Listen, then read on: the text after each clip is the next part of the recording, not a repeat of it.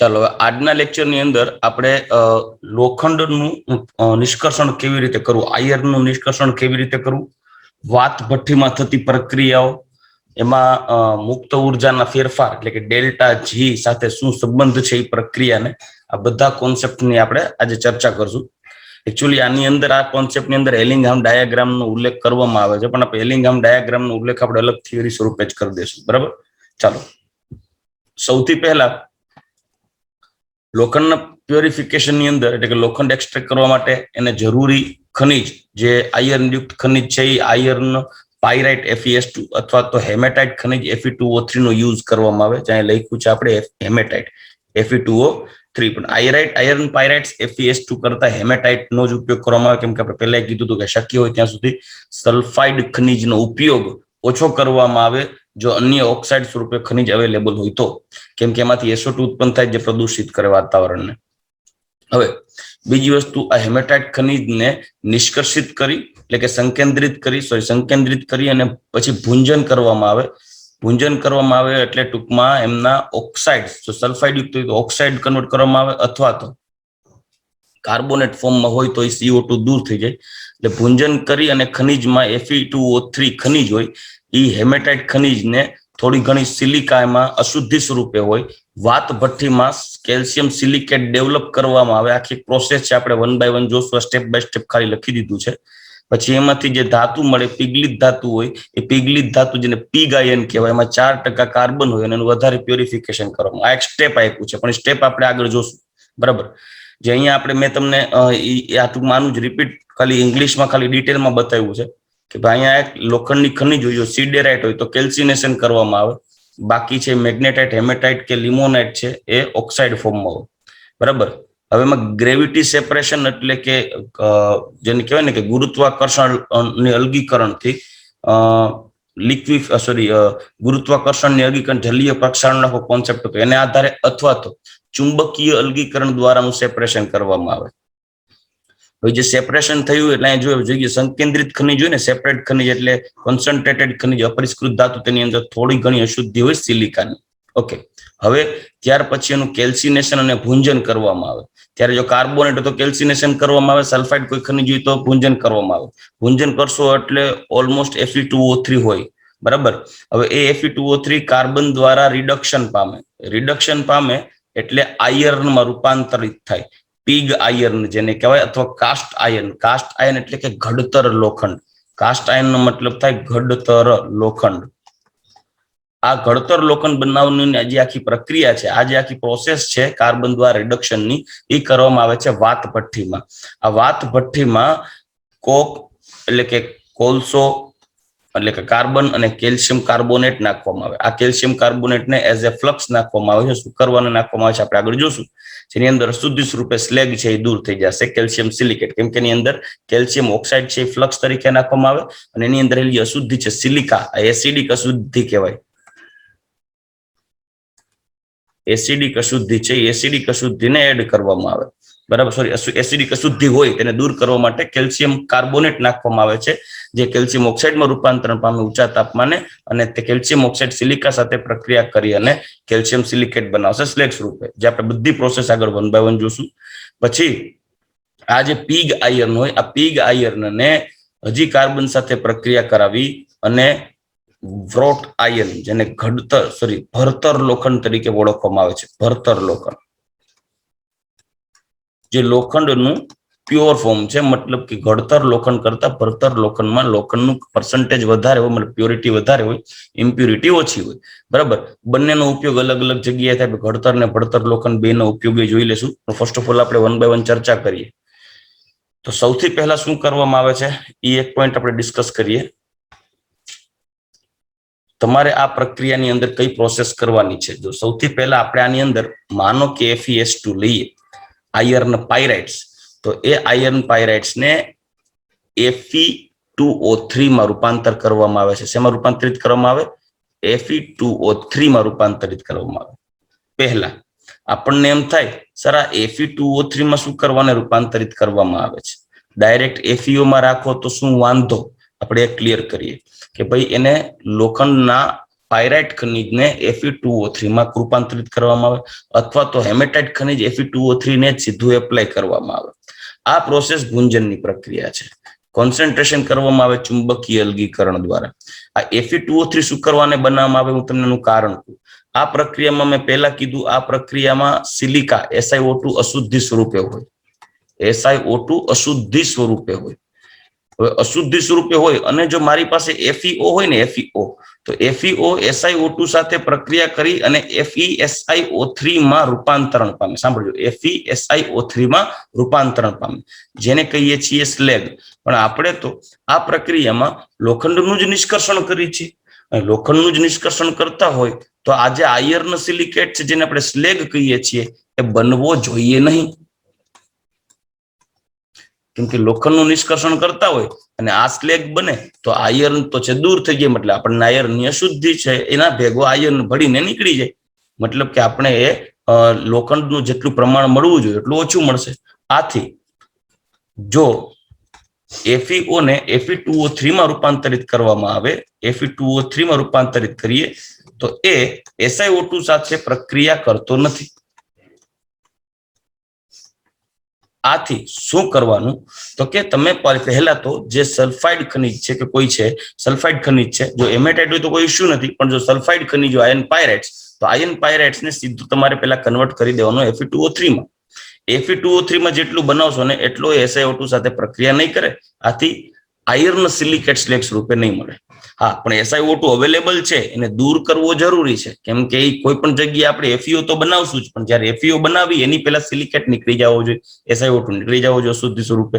જે અશુદ્ધિ છે એ મતલબ કે તે FeO સાથે પ્રક્રિયા ન કરવો જોઈએ, કેમ કે FeO હશે ને તો સિલિકેટ બનશે.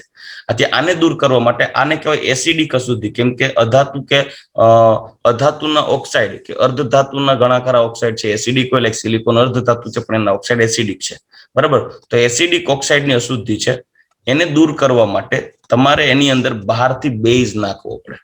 એ બેઝ આને દૂર કરશે. એટલે હવે શું કરશું, આખી આ પ્રક્રિયા છે એ ટેમ્પરેચર ડિપેન્ડન્ટ પ્રક્રિયા છે. આપણે આને અશુદ્ધિને દૂર કરવા માટે ખનિજ હોય ને, ખનિજ સાથે આપણે બહારથી CaCO3 એડ કરશું, કેલ્શિયમ કાર્બોનેટ. સમજાય છે ને શું કહું છું? સંભળાય છે બધાને? આપણે પ્રક્રિયામાં આ સિલિકાને દૂર કરવો છે અને એ ધ્યાન રાખવાનું છે કે FeO સાથે પ્રક્રિયા ન કરી લે. FeO સાથે પ્રક્રિયા કરશે તો સ્લેગ બની જશે, સિલિકેટ બની જાય. મતલબ કે FeO ને પહેલા તો Fe2O3 માં કન્વર્ટ કરો, પણ Fe2O3 માં ભલે કન્વર્ટ કરીએ આપણે, પણ Fe2O3 માંથી અલ્પ પ્રમાણમાં ક્યાંક FeO બનશે તો FeO સિલિકેટ સાથે પ્રક્રિયા કરી જ લેશે. આથી FeO માં રૂપાંતરણ થાય તો તેની પહેલા શક્ય હોય ત્યાં સુધી સિલિકાને દૂર કરવા માટેના રસ્તા કાઢવા પડે. એટલે આપણે આ પ્રક્રિયામાં ખનિજની સાથે એટલે અયસ્કની સાથે બહારથી લાઇમસ્ટોન એટલે કે ચૂનાનો પથ્થર કેલ્શિયમ કાર્બોનેટ એડ કરશું. આ calcium carbonate approximately 1000 degree Celsius એટલે 1273 કેલ્વિન તાપમાનની આસપાસ, બરાબર. ઊંચા તાપમાને ગરમ થશે ત્યારે વિઘટન પામી CaO અને CO2 બનશે. આ CO2 છે એ દૂર થઈ જશે વાયુ સ્વરૂપે. આ જે કેલ્શિયમ ઓક્સાઇડ છે, સાંભળજો, આ જે કેલ્શિયમ ઓક્સાઇડ છે CaO, આ CaO બેઝિક ફ્લક્સ બને. ફ્લક્સ એટલે ત્યાં પણ સાંભળજો, અશુદ્ધિને દૂર કરવા માટે વાપરવામાં આવતો પદાર્થ ફ્લક્સ, જેને અવસાદક તરીકે ઓળખી શકાય. આ CaO SiO2 ની અશુદ્ધિ સાથે પ્રક્રિયા કરી CaSiO3 બનાવે, કેલ્શિયમ સિલિકેટ બનાવે, જે તળિયે જમા થાય, વજનમાં હલકો હોય, લિક્વિડ મેલ્ટેડ Fe, જે આપણે Fe નિષ્કર્ષિત કરશું એની ઉપર સ્લેગ છે એ તરશે, જેને આપણે સ્લેગ કહીએ છીએ. આ સ્લેગ સ્વરૂપે CaSiO3 કેલ્શિયમ સિલિકેટ તરશે, જેને તમે ઉપરથી અલગ તારવી શકો છો. એટલે આ રીતે તમે કેલ્શિયમ સિલિકેટ બનાવી અને સિલિકાની અશુદ્ધિને દૂર કરી શકો. આ સિલિકાની અશુદ્ધિને દૂર કરવા માટે જ આની અંદર કેલ્શિયમ કાર્બોનેટ એડ કરવામાં આવે છે. બીજી વસ્તુ, જેમ આ સિલિકેટ દૂર થઈ જશે એટલે આપણે માટે આ પ્રક્રિયાની અંદર હજી આ જે Fe ના ઓક્સાઇડ હોય એ FeO અથવા તો Fe2O3 ફોર્મમાં હોય એને તમારે શું કરવા પડશે? દૂર કરવા પડશે. કયા સ્વરૂપે? Fe સ્વરૂપે. અને એનું રિડક્શન કરવું પડશે. તો એનું રિડક્શન કરવા માટે આપણે બહારથી ઉમેરવામાં નાખીએ છીએ કોલસો નાખીએ છીએ. શું કરશે? પેલા તો બહારથી જે કાર્બન આવશે, સાંભળ્યું, બહારથી જે કાર્બન આવશે એ કાર્બન છે એ ઓક્સિજન સાથે પ્રક્રિયા કરશે. સાંભળજો, 1/2 O2 સાથે પ્રક્રિયા કરશે. એ બનાવશે કાર્બન મોનોક્સાઇડ. સાંભળજો, એ શું બનાવશે? Carbon monoxide. એ કાર્બન મોનોક્સાઇડ બનશે એ સીધો FeO કે Fe2O3 સાથે પ્રક્રિયા કરી અને Fe માં રૂપાંતરિત કરે, CO2 બનાવે. મતલબ અહીંયા કાર્બન મોનોક્સાઇડ એક રિડ્યુસિંગ એજન્ટ તરીકે કામ કરે છે, જે આ ઓક્સિજનને ખેંચી અને CO2 બનાવે. ક્યારેક ક્યારેક હજી ઊંચું તાપમાન હોય તો કાર્બન પણ પ્રક્રિયા કરશે અને Fe બનાવશે અને CO2 માં રૂપાંતરણ પામશે. મતલબ કાર્બન પણ પોતે રિડ્યુસિંગ એજન્ટ તરીકે કામ કરશે, કાર્બન મોનોક્સાઇડ પણ પોતે રિડ્યુસિંગ એજન્ટ તરીકે કામ કરશે અને CO2 છે ઉપરથી નીકળી જશે. પણ નીચે આ કાર્બન છે પેલા ઓક્સિજન સાથે પ્રક્રિયા કરવો જોઈએ. એ ઓક્સિજન ક્યાંથી મળે? તો કે તમે આ પ્રક્રિયામાં પહેલેથી જ ઉપરથી કાર્બન નાખો ને વાત ભઠ્ઠીમાં, ત્યારે નીચેથી ગરમ હવા પસાર કરવામાં આવે છે, બરાબર? તો એ કંઈક આવી પ્રોસેસ છે. આ પ્રક્રિયામાં તાપમાનનું ઇમ્પોર્ટન્સ છે. આ બધી પ્રક્રિયાઓ એકી હારે એક જ તાપમાને ન થતી હોય. જ્યાં આયર્ન ઓક્સાઇડનું રિડક્શન થાય છે ત્યાં જ સિલિકાનું સ્લેગમાં રૂપાંતરણ ન થતું હોય, ત્યાં જ કાર્બન મોનોક્સાઇડમાં રૂપાંતરણ ન થતું હોય. એનું કારણ છે, જો બધી પ્રક્રિયા એક જ તાપમાને એકી સાથે થતી હોય તો આમાં તો પ્રક્રિયકોનું મિશ્રણ મળે. મતલબ કે શુદ્ધિઓનો પાર ન રહે, જોતું હોય શું મળે શું. મતલબ આ પ્રક્રિયામાં થતી અલગ અલગ પ્રક્રિયાઓ તાપમાનના જુદા જુદા ગાળામાં થાય છે. બાકી આ જે પ્રક્રિયાઓ એકી સાથે કરતા હોય ત્યારે એ પાત્રની અંદર જ, એ ભઠ્ઠીની અંદર જ અલગ અલગ તાપમાનનું વેરિએશન હોવું જોઈએ. આથી તમે જોશો તો આ જે ડાયાગ્રામ છે, આ ડાયાગ્રામની અંદર નીચેની બાજુથી ગરમ હવા પસાર કરવામાં આવે. સાંભળજો, નીચેની બાજુથી ગરમ હવા પસાર કરવામાં આવે છે. અહીંયાથી ગરમ હવા પસાર કરવામાં આવે. અહીંયા અયસ્ક એટલે ખનિજ, લાઈક આપણે FeS2 નાખીએ અથવા તો હેમેટાઇટ ડાયરેક્ટ નાખીએ. પ્લસમાં નાખવામાં આવે કોક એટલે કોલસો, અને લાઇમસ્ટોન એટલે કેલ્શિયમ કાર્બોનેટ. આ વસ્તુ એડ કરવામાં આવે ઉપરથી. હવે તમે આટલી બધી વસ્તુ નાખશો એટલે નીચેની તરફ આવશે, પણ અહીંયાથી તમે શું કરશો? અહીંયાથી ગરમ હવા પસાર કરો છો તો એ ગરમ હવા, એટલી ગરમ હવા રાખજો ને નીચેથી પાછી નીચેની સાઈડથી, અહીંયા આપણે બતાવ્યું નથી, આપણે એક સિમ્પલ ડાયાગ્રામ બતાવ્યું, પણ નીચે એક ભઠ્ઠી પણ હોય. એ ભઠ્ઠી નીચે હજી બીજા કોલસાને ગરમ કરતી હોય. એટલે નીચે એક સ્પેશિયલી આ નીચેની સાઈડ, અહીંયા નીચેની સાઈડ જ્યાં ભઠ્ઠી એક રાખવામાં, જે પિગ્લિથાઇન લખેલું છે ને, એ નીચે એક ભઠ્ઠી રાખેલી હોય. એની અંદર પણ કોલસાને સળગાવી અને જોરદાર હીટ પ્રોડ્યુસ કરેલી હોય, અને પાછી અંદરથી ગરમ હવા બહારથી પસાર થાય, અથવા તો ડાયરેક્ટ હવા પણ પસાર કરી શકો નીચે ભઠ્ઠી હોય તો. એટલે અહીંયા નીચેની સાઈડ જે ભઠ્ઠીની નજીકનો એરિયા હોય ને, એ 2170 કેલ્વિનની આસપાસ, એટલે રાઉન્ડ ઓફ છે 1900 ડિગ્રી સેલ્સિયસની આસપાસ ગરમ થઈ ગયો હોય. આ ટેમ્પરેચર જેમ જેમ ઉપરની બાજુ જતા જાય, ભઠ્ઠીની ઉપરની બાજુ જાય, એમ હીટ ધીમે ધીમે ઓછી થતી. એક સિમ્પલ વસ્તુ છે કે તમે કોઈ જગ્યાએ બળતણ સળગાવ્યા હોય, એ બળતણ સળગતા બળતણ એકદમ નજીકથી બેસો તો હીટ વધારે લાગે, પણ તમે એનાથી જેમ જેમ જેમ જેમ દૂર જતા જાશો એમ હીટની અસર ઓછી થતી છે. સેમ કોન્સેપ્ટ અહીંયા વાપરવાનો છે. નીચેની બાજુ ભઠ્ઠી છે, ભઠ્ઠીથી ઉપરની તરફ જઈને એમ અલગ અલગ ઝોનમાં ટેમ્પરેચર વેરિએશન જોવા મળશે. લાઈક નીચેની બાજુ 2170 છે તો આ એરિયામાં 2170 કેલ્વિનની આસપાસ રહેશે. આ એરિયામાં 1270 થી 1570 કેલ્વિનની આસપાસ ટેમ્પરેચર રહેશે, બરાબર. જ્યારે આ એરિયામાં 1070 ની આસપાસ ટેમ્પરેચર રહેશે, બરાબર. તો આવા ટેમ્પરેચરના અલગ અલગ ઝોન મળશે તમને. મેં તમને કીધું કે પ્રત્યેક પ્રક્રિયાઓ અલગ અલગ ઝોનમાં થવી જોઈએ. એ અલગ અલગ ઝોનમાં થશે તો જ એ પ્રક્રિયાઓ જુદી જુદી રીતે શક્ય થઈ અને આપણે માન્ય નિપજ મળશે. આ પ્રક્રિયાઓમાં તાપમાનનું વેરિએશન શું કરવાને છે, હું તમને એનું કારણ છે અહીંયા લખી દઉં છું. અહીંયા શું કરવાને તાપમાનનું વેરિએશન રાખવામાં, ચાલો આને પૂછી નાખું. તાપમાનનું જુદું જુદું વેરિએશન શું કરવાને રાખવામાં આવે?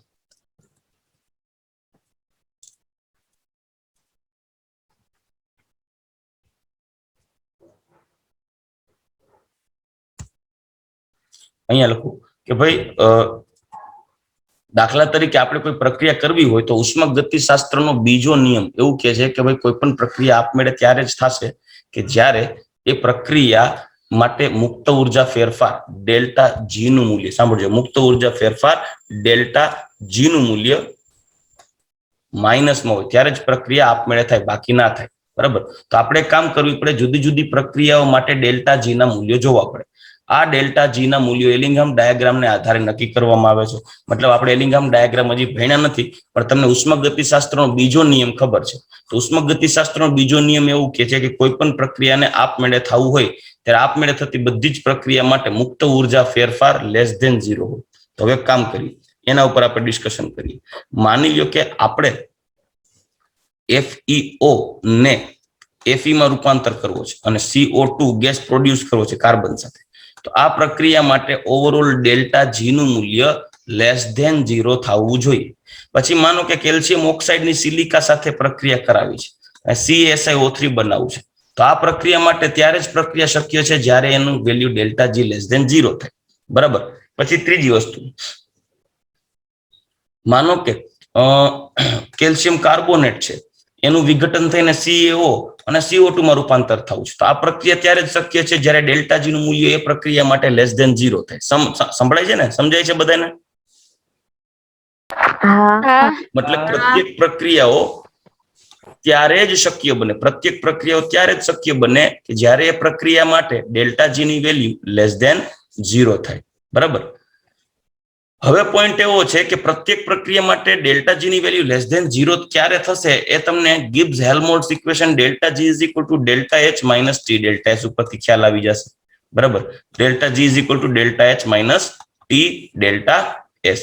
કોઈ પણ પ્રક્રિયા માટે ડેલ્ટા જી નું મૂલ્ય આપણે એની પ્રક્રિયા દરમિયાન થતા એન્થાલ્પીનો ફેરફાર અને એન્ટ્રોપીના ફેરફારનો ઉપયોગ કરી અને તાપમાન આધારિત પ્રણાલી છે, ડેલ્ટા જી તાપમાન આધારિત અવસ્થા વિધેય છે, તો એ ડેલ્ટા જી નું મૂલ્ય દરેકે દરેક માટે કયું મળશે, ક્યારે માઇનસ મળશે, એ ડિપેન્ડ કરે છે પ્રણાલીનું તાપમાન કેટલું ઊંચું છે કાં તો કેટલું નીચું છે. મતલબ માની લો કે કોઈ એક તાપમાન છે કે જે તાપમાને ડેલ્ટા જી ની વેલ્યુ પોઝિટિવ હોય, તો બની શકે કે તાપમાનથી ઊંચા તાપમાન જતા જઈએ તો ક્યાં એક સમય ડેલ્ટા જી 0 થઈ જાય, પછી હજી ઊંચા તાપમાને જઈએ તો ડેલ્ટા જી ની વેલ્યુ લેસ ધેન 0 થઈ જાય. એનો મતલબ એમ કે દરેક પ્રક્રિયા અલગ અલગ તાપમાને ડેલ્ટા જી ની વેલ્યુ 0 કરતા ઓછી એટલે કે ઋણ ધારણ કરે. તો જે તાપમાને ડેલ્ટા જી ની વેલ્યુ ઋણ ધારણ થશે એ જ તાપમાને એ પ્રક્રિયા શક્ય છે. મતલબ કે કેલ્શિયમ સિલિકેટની રચના કરવા માટે કેલ્શિયમ ઓક્સાઇડ અને SiO2 જે તાપમાને પ્રક્રિયા કરશે એટલે જે તાપમાને ડેલ્ટા જી એનું લેસ ધેન 0 થશે ને એના કરતા વહેલું, એના કરતા નીચા તાપમાને કેલ્શિયમ કાર્બોનેટમાંથી વિઘટન થઈને CaO અને CO2 નું રૂપાંતરણ એના કરતા નીચા તાપમાને ડેલ્ટા જી ની વેલ્યુ 0 લેસ ધેન 0 થઈ જશે. મતલબ કેલ્શિયમ ઓક્સાઇડનું વિઘટન પહેલા થઈ જશે, કેમ કે પહેલા એટલે કે નીચા તાપમાને એનું ડેલ્ટા જી ની વેલ્યુ લેસ ધેન 0 હોય. તો આપણે શું કરાય, આપણે પ્રક્રિયા દરમિયાન વાત ભઠ્ઠીમાં ઉપરથી પદાર્થ નાખીએ છીએ, બધા ખનિજ અને કોક અને કેલ્શિયમ કાર્બોનેટ. તાપમાન છે એ નીચેની બાજુ વધારે છે, જેમ જેમ ઉપર જાશો એમ તાપમાન ધીમે ધીમે શું થતું જાય છે, ઘટતું જાય છે. મતલબ ઉપરથી પદાર્થો જેમ જેમ નીચે આવશે એમ જે નીચા તાપમાને જેનું પહેલા ડેલ્ટા જી ની વેલ્યુ લેસ ધેન 0 આવી જશે ને એ પ્રક્રિયા પહેલા થઈ જાય. પછી હજી જે પ્રક્રિયાઓની ડેલ્ટા જી ની વેલ્યુ લેસ ધેન 0 નથી આવી એ નીચે તરફ આવતા જશે અને વળી પાછું એના માટે સ્યુટેબલ ટેમ્પરેચર એવું આવી જશે કોઈ પ્રક્રિયા માટે કે ત્યારે એની ડેલ્ટા જી ની વેલ્યુ લેસ ધેન 0 થઈ જાય છે, તો એ બીજી પ્રક્રિયા ત્યાં શક્ય છે. જે પ્રક્રિયાઓના ડેલ્ટા જી ની વેલ્યુ લેસ ધેન 0 બહુ ઊંચા તાપમાને થાય છે એ બધી પ્રક્રિયા છે વાત ભઠ્ઠીમાં તળિયાની સાઈડ થશે. સમજાય છે કે નહીં શું કહું છું? આથી આ પ્રક્રિયામાં દરેકે દરેક જુદી જુદી પ્રક્રિયાઓ માટે ડેલ્ટા જી ની વેલ્યુ લેસ ધેન 0 થશે ને ત્યારે જ આ પ્રક્રિયાઓ શક્ય બનશે. અને એના માટે આ તાપમાન આ ભઠ્ઠીની અંદર તાપમાન જુદા જુદા ગાળા રહે એના માટેની એક આખી વ્યવસ્થા હોય, એટલે આપણે વાત ભઠ્ઠીનો ઉપયોગ કરીએ છીએ. રેડી? તો ચાલો હવે વાત ભઠ્ઠીના પોઈન્ટને આગળ વધારીએ. તો તમે જોઈ શકો છો અહીંયા તમને ટેમ્પરેચર અલગ અલગ ડિફરન્સ આપેલા છે કે ભાઈ આપણે વાત ભઠ્ઠીની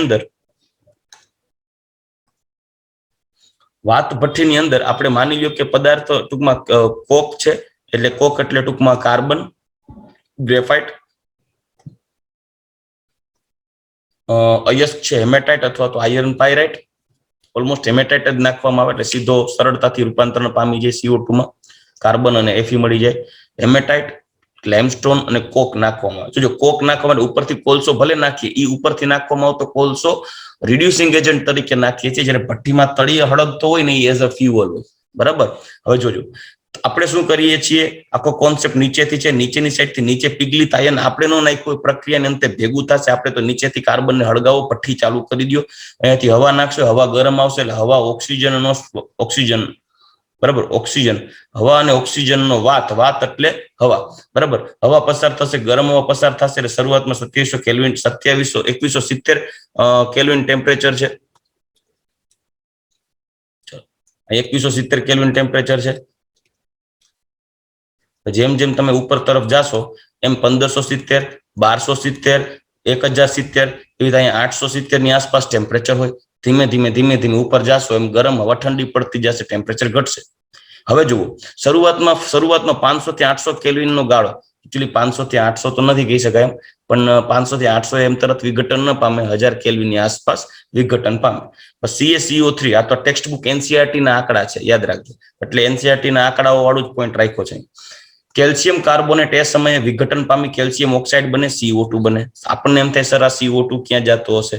ખરેખર આ પ્રક્રિયામાં બનતો જે CO2 છે એ ઉપર છે ને એ વેન્ટ રાખેલા હોય, જ્યાં વધારાનો વાયુ કાર્બન મોનોક્સાઇડ અથવા કાર્બન ડાયોક્સાઇડ દૂર થઈ જાય.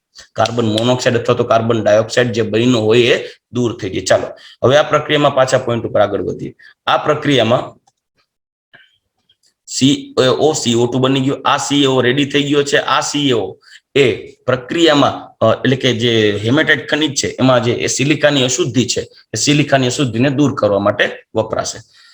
બીજી વસ્તુ, આ જ ટેમ્પરેચર ની અંદર, આ ટેમ્પરેચર રેન્જ ની અંદર જે કેલ્શિયમ આયર્ન ઓક્સાઇડ છે એ iron oxide carbon monoxide, iron oxide એટલે ટૂંકમાં Fe2O3 હેમેટાઇટ ખનિજ જેને ફેરિક ઓક્સાઇડ કહીએ, જે કાર્બન મોનોક્સાઇડના સંપર્કમાં આવી અને Fe3O4 ફેરોસોફેરિક ઓક્સાઇડ અને CO2 માં રૂપાંતરણ પામશે. સાંભળજો, Fe3O4 અને CO2 માં રૂપાંતરણ પામશે. આ CO2 અહીંયાથી બહાર નીકળશે. સર કે આ CO ક્યાંથી બન્યું? CO ક્યાંથી બન્યું હોય તો કે ઉપર તમે કોલસો નાખો છો, એ કોલસો છે એ ગ્રેવિટેશનલ ફોર્સને કારણે જેવો નીચે આવશે તો એના ટેમ્પરેચરની જે રેન્જ આવી જશે, લાઈક 900 થી 1500 નો રેન્જ આવશે, એટલે આ રેન્જ આવશે ને, જ્યારે આ રેન્જમાં કાર્બન છે એ સળગી અને કાર્બન મોનોક્સાઇડમાં રૂપાંતરણ પામ્યું હોય, એ કાર્બન મોનોક્સાઇડ વાયુ સ્વરૂપે ઉપર આવતો હોય, ઉપર આવે ત્યાં હેમેટાઇટ ખનિજના સંપર્કમાં આવ્યો હોય તો Fe3O4 માં રૂપાંતર થઈ ગયું હોય. આ Fe3O4 છે એ વળી પાછા CO ના સંપર્કમાં આવે એટલે FeO માં રૂપાંતર પામે, CO2 બને. આ FeO છે ને એ રિડક્શન પામવા માટે રેડી છે.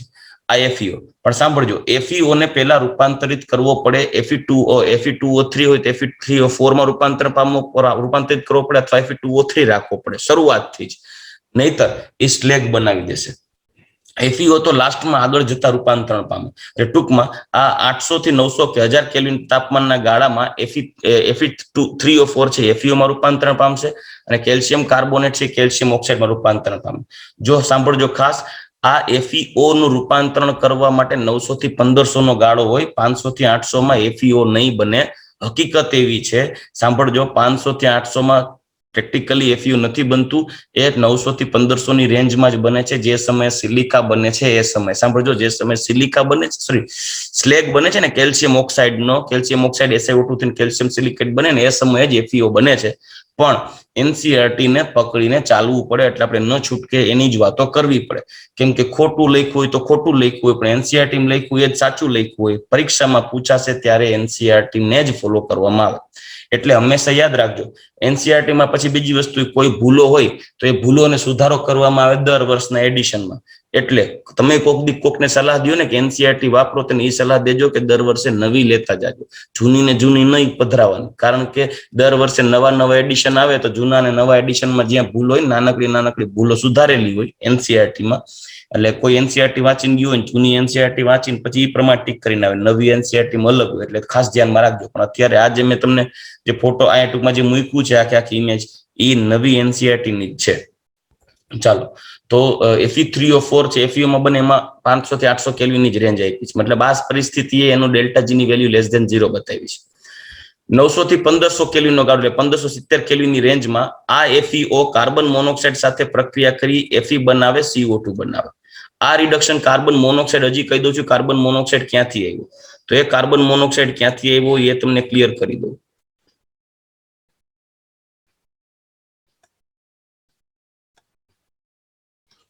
જ્યારે જેમ જેમ ઉપરથી વાત ભઠ્ઠીમાં જેમ ઉપરથી નીચે તરફ કાર્બન આવશે, આ એરિયામાં એ કાર્બન હવાના ઓક્સિજન સાથે પ્રક્રિયા કરે, કાર્બન મોનોક્સાઇડ બનાવે.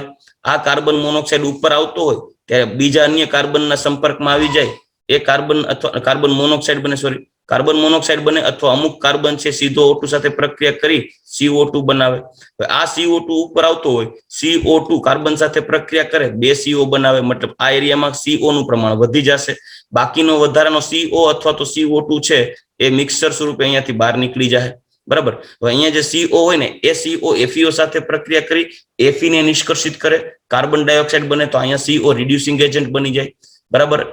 અમુક CO ક્યાંથી બન્યો હોય તો એ જ એરિયામાં CO2 જે બન્યો હોય, મતલબ અમુક કાર્બનના અણુઓ CO2 માં રૂપાંતરિત થયા હોય એ CO2 કાર્બન સાથે પ્રક્રિયા કરીને CO માં બની જાય, અથવા જો આવો CO2 બન્યો હોય, આ જ એરિયામાં નવો CO2 બન્યો હોય FeO ના રિડક્શન દ્વારા, એ CO2 પાછા અન્ય કાર્બનના ઘટકો ઉપરથી આવતા હોય એની હારે પ્રક્રિયા કરીને પાછા CO માં રૂપાંતરિત થઈ ગયા હોય, મતલબ આ પ્રોસેસ દ્વારા. બીજું, એ જ પ્રક્રિયામાં ઉપરથી વિઘટન પામીને કેલ્શિયમ ઓક્સાઇડ આવ્યો હોય, જે સિલિકા સાથે પ્રક્રિયા કરી કેલ્શિયમ સિલિકેટ બનાવશે. કેલ્શિયમ ઓક્સાઇડ છે બેઝિક ફ્લગ છે. અચ્છા, તમને એમ થાય સર FeO સાથે પણ બનાવવો જોઈએ ને, પણ નહીં, ત્યારે FeO સાથે શું કરવાનું નહીં બને, કેમ કે જો એ જ ટેમ્પરેચર રેન્જમાં તમને FeO પણ બનાવીને દીધો છે અને CaO પણ અવેલેબલ છે, તો તમને એમ થાય સર તો CaO છે તો FeO છે, FeO સાથે બનાવવો જોઈએ ને. રાઈટ, FeO સાથે બનાવવો જોઈએ, પણ જ્યાં સુધી તમને પીઝા ખાવા મળે ત્યાં સુધી રોટલી શાક ન ખાવ. સિમ્પલ વસ્તુ છે. ભૂખ લાગે એટલે આપણે રોટલી શાક ખાઈએ, ભૂખ લાગે ને બાજુમાં પીઝા હોય ત્યારે શક્ય હોય ત્યાં સુધી આપણે રોટલી શાકને સાઈડમાં રાખીએ, કેમ કે એવું તો રોજ ખાતા હોય. એના જેવું છે કે સિલિકા છે એની પાસે FeO જ હશે તો આયર્ન સિલિકેટ બનાવી જ દેશે, પણ જો એની પાસે CaO અવેલેબલ હશે તો કેલ્શિયમ ઓક્સાઇડ છે વધુ બેઝિક છે, એની વધારે બેઝિક પ્રોપર્ટી છે એ FeO કરતા CaO ને SiO2 પ્રત્યે વધારે રિએક્ટિવ કરશે. આથી સિલિકા છે એ CaO સાથે પ્રક્રિયા કરી અને કેલ્શિયમ સિલિકેટ બનાવી દેશે. એટલે CaO હશે તો આ બે ચોઈસ દ્વારા CaSiO3 બનશે, કેલ્શિયમ સિલિકેટ, જે વાત ભઠ્ઠીમાં અહીંયા કેલ્શિયમ સિલિકેટ નીચેની તરફ ઉપરની બાજુ પિગલિત સ્વરૂપે રહેશે, જ્યારે અહીંયા જ્યાં લોખંડ બન્યું હોય ને Fe એ લિક્વિડ ફોર્મમાં તળિયે રહેશે. ઓકે. બીજી વસ્તુ, એ સમયમાં જેમ નીચે તરફ આવતો હોય ને એમ કોકનું બળવું એવું લખ્યું છે, મતલબ સૌથી નીચેની બાજુ આ એરિયામાં જ્યાં કાર્બન ઓક્સિજન સાથે પ્રક્રિયા કરી CO2 બનાવે, મેં તમને કીધું સૌથી નીચે 1500 કેલ્વિનની આસપાસ, કેનથી નીચે. આ ઉપરાંત કોઈ FeO રહી ગયો હોય જે કાર્બન મોનોક્સાઇડના હડફેટે ન આવ્યો હોય, કોણ FeO, એ કાર્બન મોનોક્સાઇડના હડફેટમાં ન આવ્યો ને એ FeO સીધો નીચે આવતો ને સીધો કાર્બનના કોન્ટેક્ટમાં આવે. એ કાર્બનના કોન્ટેક્ટમાં આવે જે Fe બને અને CO માં રૂપાંતરણ પામે. એ CO વળી પાછું ઉપર જતો જાય અને અન્ય FeO ની CO સાથે પ્રક્રિયાથી Fe બને, CO2 દૂર થાય. આ પ્રક્રિયા આખે આખી થઈ ગઈ વાત ભઠ્ઠીમાં થતી પ્રક્રિયા. રેડી? ચાલો, સમજાઈ ગયું. આ પ્રક્રિયા ખાસ ધ્યાનમાં રાખજો, ટેમ્પરેચર ડિફરન્સને આધારે કયા ટેમ્પરેચરે કઈ પ્રક્રિયા થાય છે. રેડી?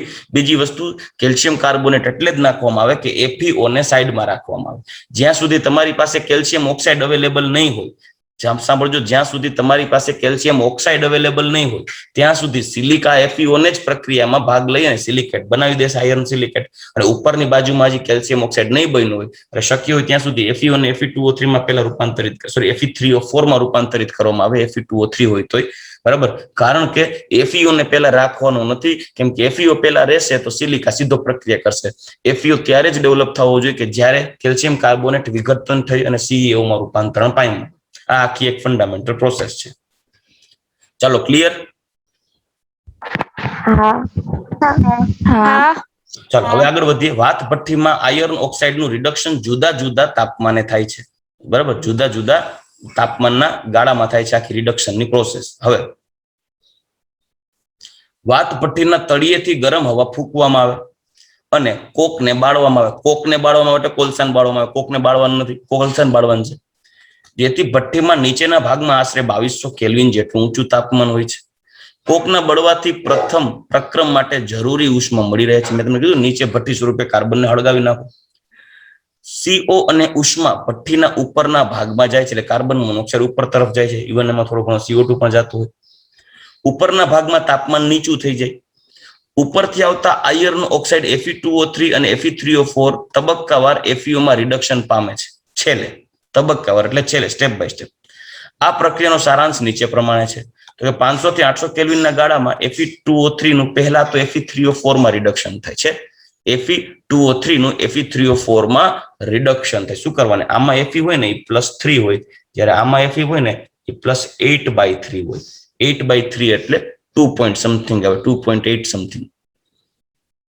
એટલે એમાં રિડક્શન થાય, રિડક્શન પોટેન્શિયલ ઘટ્યો. મેં તમને પહેલા કીધું હું કરવાનું, Fe3O4 માં ફેરવો પહેલા, કારણ કે જો સીધું FeO માં ફરશે તો સિલિકા ઘા કરી દેશે, સિલિકેટ બનાવી દેશે, આયર્ન છે એ આપણો વેસ્ટ જશે.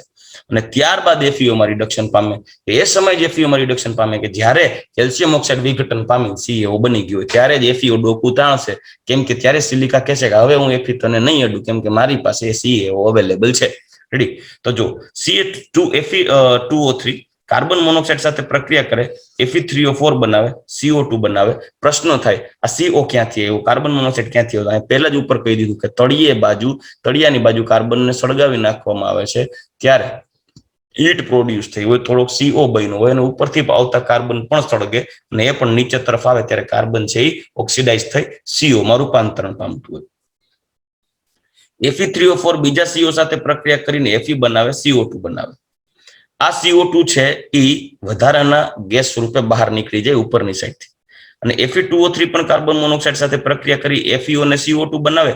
આ જે FeO બચ્યો હોય એ FeO CO સાથે અથવા તો કાર્બન સાથે પ્રક્રિયા કરી અને CO2 માં રૂપાંતર પામે ને Fe છૂટો થશે. ચાલો, આ રીતે જે Fe બનશે ને એ ખૂબ જ ગરમ હોય, ઊંચા તાપમાને, કેમ કે Fe છે લિક્વિડ ફોર્મમાં નીચે તરફ આવતો જશે તો 22 કેલ્વિન ટેમ્પરેચરની રેન્જમાં આવશે, ત્યારે Fe છે લિક્વિડ ફોર્મમાં જ રહેશે. રેડી? તો લાઇમસ્ટોન પણ કેલ્શિયમ ઓક્સાઇડમાં વિઘટિત થાય, તો કીધું કેલ્શિયમ કાર્બોનેટ છે, કેલ્શિયમ ઓક્સાઇડમાં વિઘટિત થાય, જે અયસ્કની સિલિકેટ અશુદ્ધિને સ્લેગ સ્વરૂપે દૂર કરે. આ સ્લેગ પિગલિત સ્વરૂપમાં હોય અને આયર્ન થી અલગ પડી જાય, કેમ કે વજનમાં હલકો હોય તો આ સાઈડથી તમે સ્લેગ દૂર કરી શકો, જ્યારે આ છે નીચેની સાઈડ રહેલો પિગલિત આયર્ન તમે અલગ કરી શકો. તો આ રીતે તમે લોખંડનું અલગીકરણ કરી શકો, એક્સ્ટ્રેક્શન કરી શકો. પણ આ રીતે જે તમને લોખંડ મળે છે એ લોખંડ હોય એ હોય આ રીતે જે લોખંડ મળે છે ને એ લોખંડ હોય પીગ આયર્ન, જેને આપણે કાસ્ટ આયર્ન તરીકે પણ ઓળખી શકીએ. સાંભળજો, વાત ભઠ્ઠીથી જે મળ્યો એને પીગ આયર્ન હોય, એને કેલ્શિયમ સિલિકેટ છે અલગ થઈ ગયું. પીગ આયર્ન ની અંદર કાર્બન તો હોય પણ થોડો થોડો સલ્ફર હોય, કાર્બન હોય, એ લોખંડ તો હોય પણ કાર્બન હોય, સલ્ફર હોય, મેંગેનીઝ, સિલિકોન અને ફોસ્ફરસની અશુદ્ધિ હોય. આ અશુદ્ધિઓને દૂર કરવા માટે એને પુનઃ એક ભઠ્ઠીની અંદર રાખી ઓક્સિજન ગેસ પાસ કરી અને હજી અશુદ્ધિઓને દૂર કરવામાં આવે છે, જેમાં ઉપર એટલે કે જે ભઠ્ઠી હોય, ભઠ્ઠીનું જે લેયર હોય જેના ઉપર આ પિગલિત લોખંડને ગરમ કરવામાં આવશે, ઘડતર લોખંડને ગરમ કરવામાં આવશે, એ હેમેટાઇટની જ બનેલી હોય, એટલે એમાં પણ એક લોખંડનું જ ખનિજ હેમેટાઇટની બનેલી હોય અને એમાં એને ગરમ કરવામાં આવે. જેને લખ્યું છે જો મોલ્ટન, જેને પુડિંગ પ્રોસેસ કહેવાય, મોલ્ટન એટલે પિગલિત iron, molten iron taken in a furnace which is lined with haematite. મતલબ જે ફર્નેસ હોય, ફર્નેસની અંદર જ્યાં મોલ્ટન આયર્ન રાખવામાં, પિગલિત આયર્ન રાખવામાં આવે, એ આખી જે સરફેસ હોય એ સરફેસ હેમેટાઇટ ખનિજની બનેલી હોય અને એના ઉપર મોલ્ટન એટલે પિગલિત આયર્ન નાખવામાં આવે એની અશુદ્ધિઓને દૂર કરવા માટે. અને પછી એને ગરમ કરવામાં આવે ત્યારે અશુદ્ધિઓ છે, લાઈક કાર્બન છે, CO2 ફોર્મમાં ઉડી જશે. વધારે ગરમ કરવામાં આવે છે ત્યારે જે કાર્બન ઉપરથી નકટા થઈને ભેગા પડી ગયા હોય, હેઠા પડી ગયા હોય, સીધા પ્રક્રિયામાં ભાગ લીધા વગર આયર્નના લિક્વિડ ફોર્મમાં ભળી જાય. તો એ લિક્વિડ ફોર્મમાં રહેલો આયર્ન, આમાં છે ને પીગ આયર્નમાં એપ્રોક્સિમેટલી 4% આસપાસ કાર્બનની શુદ્ધિ હોય, એ અશુદ્ધિ વધારે હોય એને દૂર કરવી પડે. તો જે કાર્બન ડાયોક્સાઇડ છે એ દૂર થઈ જશે કાર્બનની શુદ્ધિ લઈને, સલ્ફર છે SO2 ફોર્મમાં દૂર થઈ જશે. પછી સિલિકા એ પણ હોય આની અંદર શુદ્ધિ સ્વરૂપે, તો સિલિકા મેંગેનીઝના સિલિકેટ ફોર્મમાં અને ફોસ્ફરસ છે હવાના ઓક્સિજન સાથે પ્રક્રિયા કરી અને અમુક અંશે આયર્ન ફોસ્ફેટમાં પણ દૂર થઈ જશે. આથી અહીંયા આપણે અંતે જે લોખંડ બચશે આ પ્રોસેસને અંતે એને કહેવાય ભરતર લોખંડ અથવા તો વ્રોટ આયર્ન, જેની અંદર એપ્રોક્સિમેટલી 0.1 થી 0.25% જેટલો જ કાર્બન હોય, બાકીનો કાર્બન છે દૂર થઈ ગયો અહીંયા પ્રક્રિયા દરમિયાન. 0.3 થી 0.45% જેટલો સલ્ફર, મેંગેનીઝ, સિલિકોન અને ફોસ્ફરસ, આ બધો લબાચો 0.3 થી 0.45% આસપાસ આવી જાય. ઓલમોસ્ટ આ જે ભરતર લોખંડ હોય એ લોખંડના પ્યોર ફોર્મ તરફ આગળ વધ્યું, મતલબ ઘડતર લોખંડ કરતા ભરતર લોખંડ વધારે પ્યોર થયું. ચાલો રેડી. તો હવે આપણે સ્પેશિયલી આગળ વધીએ ઘડતર અને ભરતર લોખંડ વચ્ચેનો ભેદ. તો પેલા તેની યુઝિસ જોઈ લઈએ કે ભાઈ ભરતર લોખંડ અને ઘડતર લોખંડમાં પેલા તો ઘડતર લોખંડ અને ભરતર લોખંડ બેનું ચોખવટ કરી દો. પેલા ઘડતર લોખંડ બને જેને કહેવાય કાસ્ટ આયર્ન, અને પછી ભરતર લોખંડ બન્યું. એ ભરતર લોખંડ ખૂબ જ મજબૂત હોય, આ ખાસ ધ્યાન રાખજો. ચાલો આગળ વધીએ.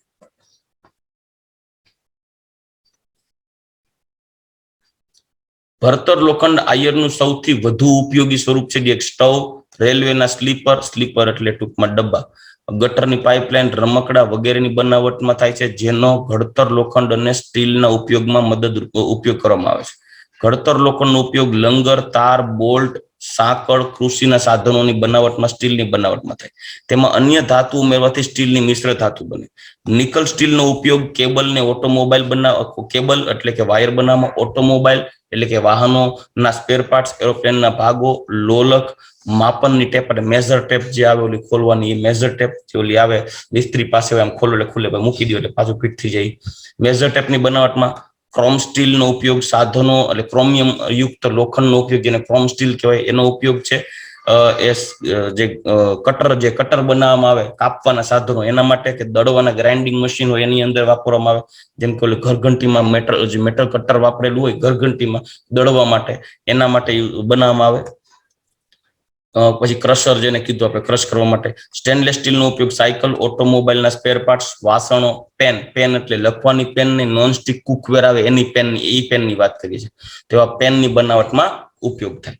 ચાલો રેડી. તો અત્યારે આપણે લોખંડનું એક્સટ્રેક્શન પ્રોસેસ જોઈ ગયા.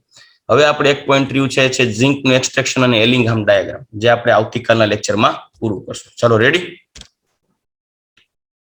સમજાણું? ઓકે. અત્યારે એવું છે, અત્યારે મેં વહેલો લેક્ચર એટલે રાખ્યો છે કે મારા મામા પેલા એક્સપાયર થઈ ગયા હતા ને, અત્યારે મમ્મી પપ્પાની આવે છે ને ખરેખર જવાનું છે મારે લઈને, ત્યારે અહીંયા પહોંચે, એટલે થોડુંક વહેલું રાખ્યું, એટલે વહેલો ફ્રી થાવ. રેડી, ચાલો કાલે મળશું. Good bye.